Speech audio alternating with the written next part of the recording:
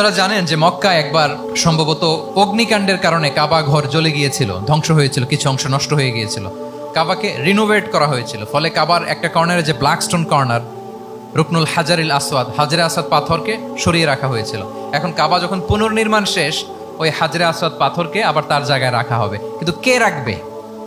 সবাই রাখতে চায়। সব দলের নেতারা বলে আমরা রাখবো, এক দলের নেতা বলে যে আমি রাখবো।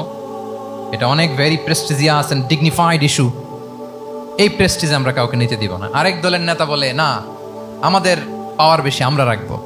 আরেক দলের নেতা বলে যে না, এটা আমাদেরই। আরেকজন বলে রক্তের গঙ্গা বইয়ে দিব মক্কায়, কিন্তু এই সম্মান হাতছাড়া হতে দেব না। এখন জাতীয় চার নেতা গেছে চারদিকে, সমাধান তো নাই। পাথর কয়টা? পাথর তো মাত্র একটা।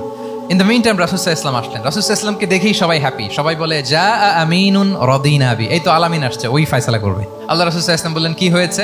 এই ঘটনা।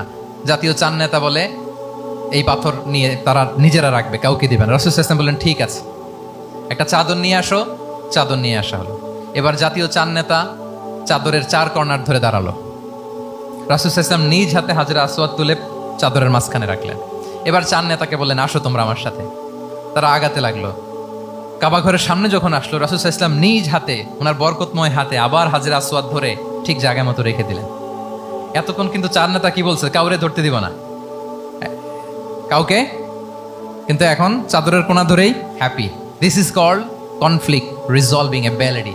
একজন নেতার এরকম কনফ্লিক্ট, সমাজে যখন এই ধরনের বিরোধ তৈরি হয়, ঝামেলা তৈরি হয়, মারামারির মতো পরিস্থিতি তৈরি হয়, সংঘাতের মতো একটা সিচুয়েশন হয়, নেতা এটাকে রিজলভ করার ক্যাপাসিটি, অ্যাবিলিটি তার থাকতে হবে। আল্লাহ রাসূল সাল্লাল্লাহু আলাইহি ওয়াসাল্লামকে আল্লাহ তাআলা এটা দিয়েছিলেন। আল্লাহু আকবার। শুধু বড় বড় জিনিস না, ছোট ছোট জিনিসও করতে হয়।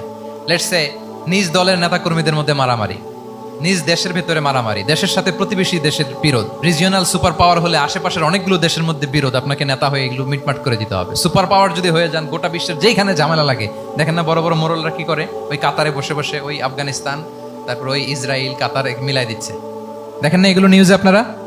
This is called conflict resolving ability. কনফ্লিক্টকে রিজলভ করতে জানতে হয়।